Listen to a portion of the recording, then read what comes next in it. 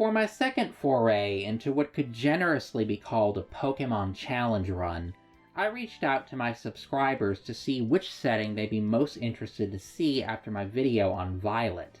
Kalos won that poll, so here we are with Pokémon Y. I've always been fond of the Kalos region for reasons that should be fairly obvious if you know anything about me, so I'm really excited to be able to return to these games. That said, however, I'm well aware that Pokémon X and Y have a reputation for being laughably easy, even by the standards of this series, so it was going to take some work to make this run concept interesting in spite of the game's overall lack of difficulty. Speaking of which, if you didn't watch my previous video, the idea here is to restrict myself to the finite resource of trainer battles. When I was doing those runs in Violet, I was developing the concept as I went along, but now that I've had more time to put some thought into it, I feel like I can lay down some rules for what I'm going to call a Nugget Bridge run, in the tradition of naming distinctive Pokémon playstyles after stuff from Gen 1. In this case, a bridge lined with mostly easy generic trainers battled one right after the other. I feel like that sequence captures the essence of what I'm going for here with this run concept. No wild battles are allowed, unless the story requires it, like with a Totem or Titan Pokémon, or game mechanics require it, like you need a Pokémon to use for HMs or to access double battles. While I won't be doing it here, I'd also make an exception for any Pokémon you want to catch to make an active member of your team, with the caveat that you can only do wild encounters with the intention of catching that particular Pokémon or a pre-evolved form, and that you have to use the first one you catch so as to minimize the amount of catching experience you'd get in later generations. No catching multiples to try to get a better nature or ability. This is all about eliminating grinding and working with what you're given. Additionally, items that boost experience or EVs, like rare candies and vitamins, are not allowed, as all of your experience will have to come from static trainer battles. What counts as a static trainer battle might vary somewhat, but as I see it, that's any trainer that can't be rematched outside of story reasons like the rivals. No Versus Seeker, no trainers that can be rebattled daily, no battle cafes or restaurants, but all other trainer battles are fair game. Also, if you white out, you have to reset. No farming experience by losing against trainers over and over. As for more advanced rules, I like the idea of discouraging, but not entirely prohibiting items in battle, treating them as last resorts the way that gym leaders and other major in-game battles treat them, as opposed to how most challenge runs ban them outright. Based on my ability to mostly avoid terrestrialization in the Violet runs, the same can also go for generational gimmicks like that, restricting them to only when they're absolutely necessary.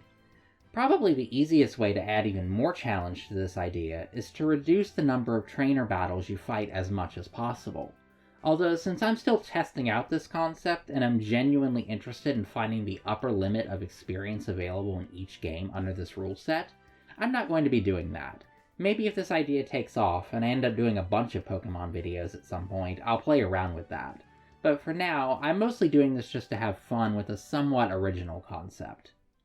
Getting back to X and Y now, these games are indeed great for some laid-back fun, courtesy of how relatively easy they are, and while part of that has to do with the lack of difficult trainers, it's also tied into the number of powerful Pokemon the game just hands to you, such that I can build an entire team without ever having to catch a single one, except the one time that the game forces me to, but we'll get there. Anyway, for my starter, I'm going to go with Chespin. This will help with type diversity later on, but Chespin is also the strongest starter for taking on the first gym. That might be surprising considering Viola uses bug types, but her lead Surskit doesn't know any bug moves, but does know Bubble and also Water Sport, which really mess up Fennekin, and Chespin easily outdoes Froakie with it learning Rollout at level 8. Assuming it doesn't miss, Rollout will run through Surskit in 2 hits, and Vivillon with just 1 more, and even though Chespin is slow and gets outsped constantly, it still claims an easy victory even if Vivillon decides to attack. Defeating Viola is even enough to get Chespin to its first evolution already. The stretch between the first and second gyms in these games is notoriously long. The battle against Professor Sycamore's team of Kanto starters is a non-issue, as Quilladin can build up rollouts against Bulbasaur and then use it to crush Charmander before taking out Squirtle afterwards. You're then allowed to choose one of these Pokémon to add to your team, even complete with a Mega Stone that we'll probably never have to use. I went with Charmander here, since for one thing there's another chance to get a Water type later, and for another, Charizard is the only gift Pokémon in this game that can learn Fly.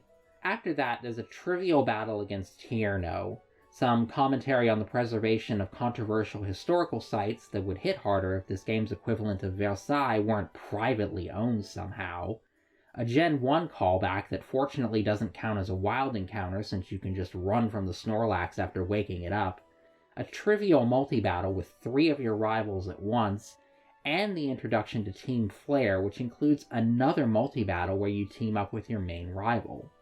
The reward for all of that is one of the Kalos fossils, and while I'd love to pick the adorable Amara here, I'm going to put my personal biases aside and go with Tyrunt for the sake of type diversity. After one final stretch along the beach, we're finally at Silage in the second gym. Grant here is a major hurdle if you're looking to do this run with minimum battles, by the way, on account of how only 6 of the 52 trainer battles between Viola and here are mandatory, leaving you extremely underleveled. But if you've been fighting trainers along the way, he's not so tough. Quilladin 2-shots his Amara, although I switched out after it paralyzed me and brought in Charmander, now a Charmeleon with Dragon Rage, which is incredibly useful in the early game. It was able to finish off Amara, but also got paralyzed in the process, so I let it faint against Tyrunt's Rock Tomb and brought out my own Tyrunt.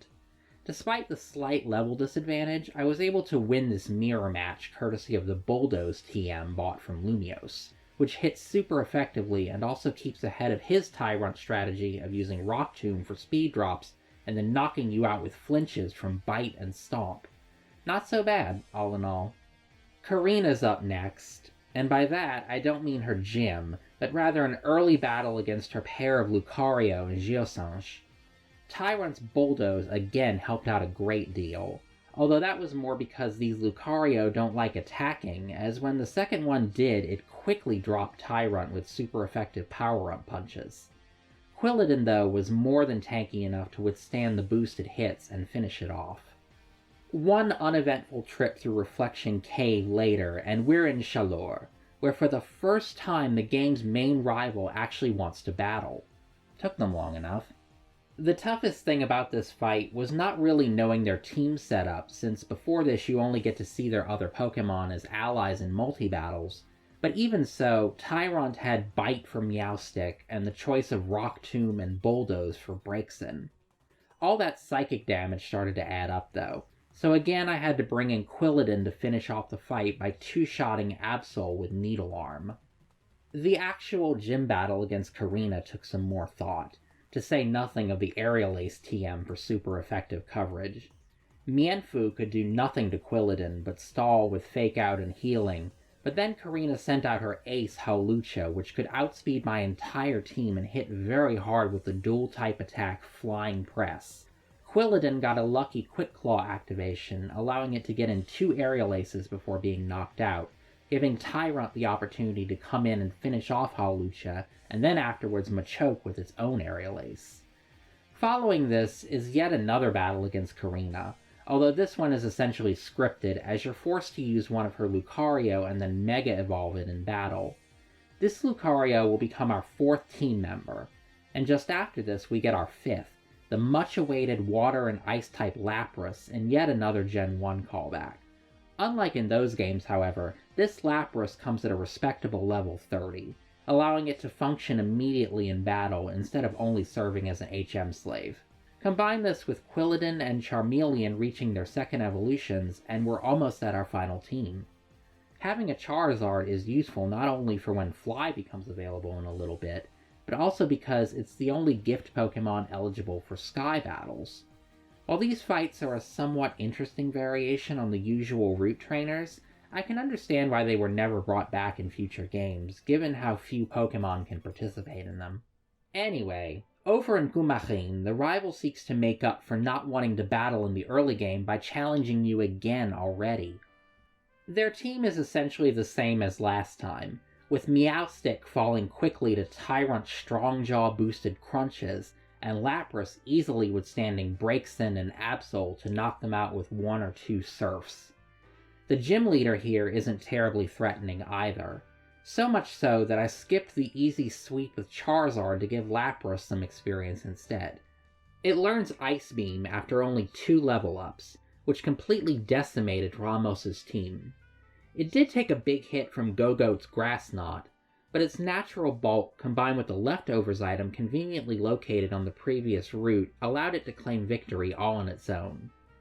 Next up is a fairly tedious gauntlet of Team Flare battles at the power plant, where nothing is all that challenging or interesting.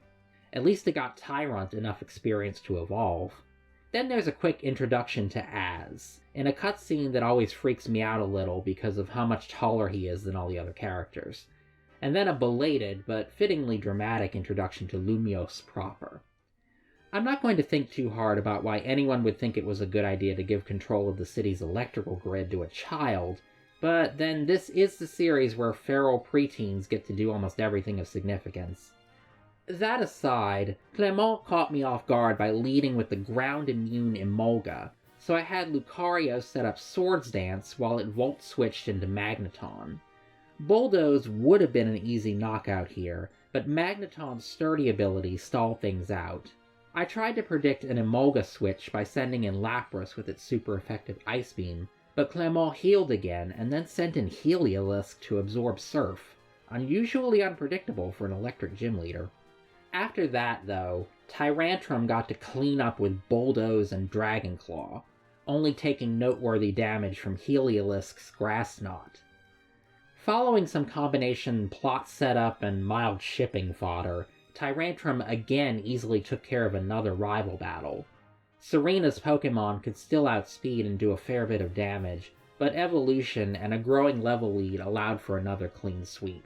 There's really nothing else between here and the next gym, so let's go take care of this showcase for the at the time new Fairy type. My team didn't have any solid options against Valakhi, because Lucario doesn't have access to any steel attacks for some reason, but nevertheless, it took care of Mawile with Bulldoze and then got in a good amount of damage against Mr. Mime before falling to Psychic. Charizard finished off the fight with Slash and Flame Burst, putting Fire's random fairy resistance to good use. That's 6 badges down.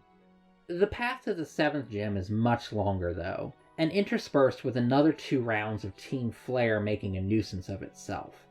I'm still not counting the battles against the various Flare scientists as significant, both because they're all really easy, and because none of them stand out as characters. Sadly, the same could almost be said for the rival, who's looking for a battle again in Anistar. All the trainers in this section have only widened the level gap further, and with Tyrantrum learning Earthquake by level up, and the one new addition to Serena's team being a Jolteon, this was yet another easy sweep. Ditto the gym battle against Olympia. Tyrantrum outsped all of her Pokémon and one-shot them with Crunch. Safe to say that X and Y have plenty of trainer battles to level a full team, but if you think all this has been laughably easy, just note that if I'd done this as a solo run, I'd be even more overleveled. Now though, it's time to tackle the main portion of the Team Flare storyline. The Flare scientists and executives are still not worth noting, but this sequence includes no fewer than 3 battles against team leader Lysandre. The first one, in the lab in Lumiose, serves as an introduction to his team, and thus isn't too bad. Mienfoo quickly fell to Tyrantrum using Aerial Ace, but I had to switch out next to get around Gyarados' Intimidate and avoid its dangerous Outrage. Lapras learning Thunderbolt via TM is fantastic for coverage, and it eventually took down Gyarados and then Pyroar and Murkrow after I got a lucky Fire Blast miss. Round 2 in the Flare headquarters sees Lysandre's team fully evolve now, and as Mienshao is faster and more dangerous than its pre-evolved form, I had Charizard handle it with Fly combined with the recoil from a high jump kick miss. Lapras cleaned up the rest of his team again, and while Fire Blast didn't miss this time, Lapras was able to tank the hit thanks to not taking any prior damage from Gyarados' Outrage. What follows is a mandatory encounter with this game's box legendary, Yveltal in this case. And as with most of the newer Pokemon games, you're actually required to catch it to progress in the story. I just chucked the Master Ball at it and added Yveltal to my team. And while using legendaries is often frowned upon in challenge runs, the game forces Yveltal out first in the battle immediately afterwards. And besides, at this point it's 12 levels lower than my regular team, so it's not as overpowered as might be expected. Oblivion Wing and Dark Pulse ran through most of Lysandra's team, but Mega Gyarados knocked it out, leaving Lucario to come in and finish it off with Aura Sphere. That's Team Flare dealt with, so now it's back to our regularly scheduled gym challenge. Or it would be, except that Professor Sycamore randomly shows up in Kurue looking for a battle. His starters have all evolved now, but Lapras had the combination of bulk and coverage to sweep through them, with only Venusaur's Petal Blizzard posing a serious threat. There's another surprise set of battles along the following route, when the game's 3 other rivals all decide to battle you one right after the other. Lucario soloed Shauna with Aura Sphere and Dragon Pulse, although it took a big hit from Goodra's Earthquake. I sent in Tyrantrum against Tierno's Talonflame to knock it out with Head Smash, but after it got burned off Flame Body, I switched in Lapras to handle Roserade and Crawdaunt with Ice Beam and Thunderbolt respectively.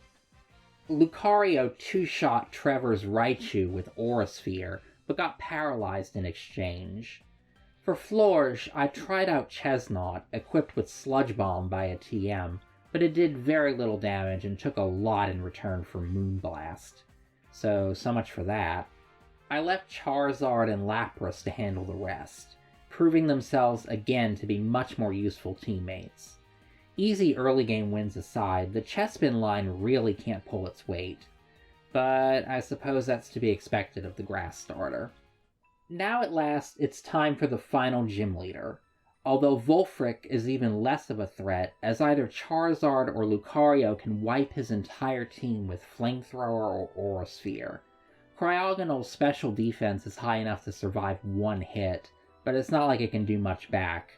Shy of something truly outlandish like a Magikarp solo, I'm not sure there's any way to make this guy an actual challenge.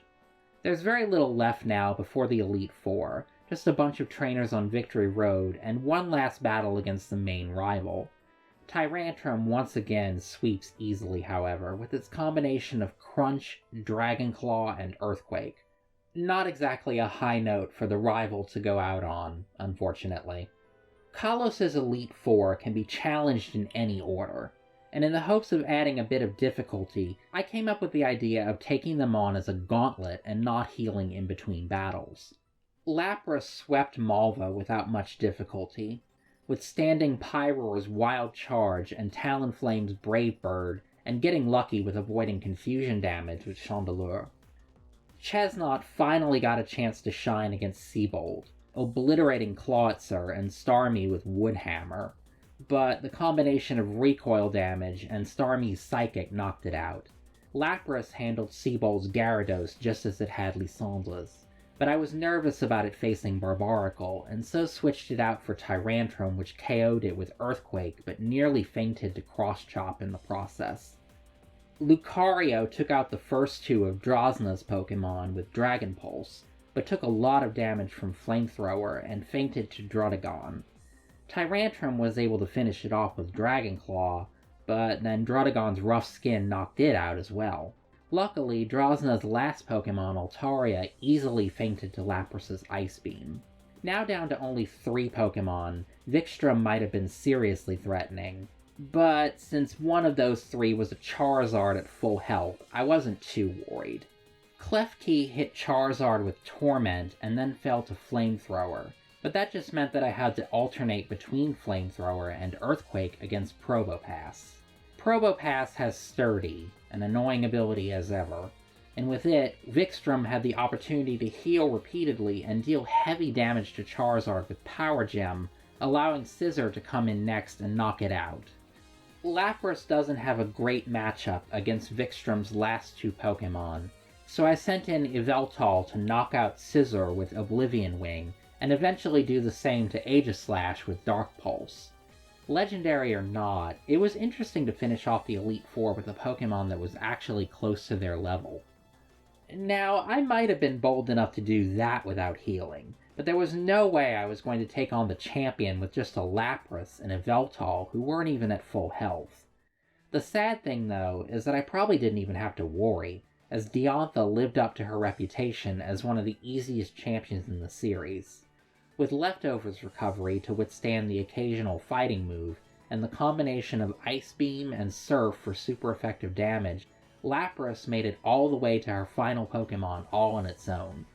It fell to Mega Gardevoir's Thunderbolt, but Lucario was able to come in, tank a Moonblast, and knock it out with Shadow Ball. In most games that's where the run would end, but X and Y have one last encounter before the credits roll, because Pokémon battles are the only valid expression of character development in this universe, apparently. Az only has 3 Pokémon, all of them weak to ice or water and at lower levels than the Elite Four, so you can figure out how this one goes. And with that, I've finished Pokémon Y without fighting any wild battles. I'm not going to pretend like this run was ever really difficult, even if a few fights here and there made me think a little, but I'm also not willing to dismiss these games' potential for difficulty outright. Only around a third of the trainer battles in X and Y are mandatory, so I could see this becoming a lot more challenging if you were trying to do as few of them as possible. I already know that Grant is a major wall for minimum battle runs in the early game, and I can see others posing a similar obstacle depending on your team composition. As it is, I'm a little surprised at my team's final levels, because even with Gen 6 not using the modified experience formula seen in Scarlet and Violet and other recent generations, my Pokémon ended up only around 10 levels above the strongest trainers in the game. There's definitely room for some interesting things with X and Y, but that's going to do it for this particular Nugget Bridge run. I wonder if that will ever catch on. Maybe if I do more of these in the future with other games or under tighter constraints, but that will depend a lot on how much interest there is in the concept. Like the video and subscribe to my channel if you want to see me doing more Pokémon runs, and check out the Violet run for a more challenging instance of this concept if you haven't already seen it. Thanks for watching. Au revoir!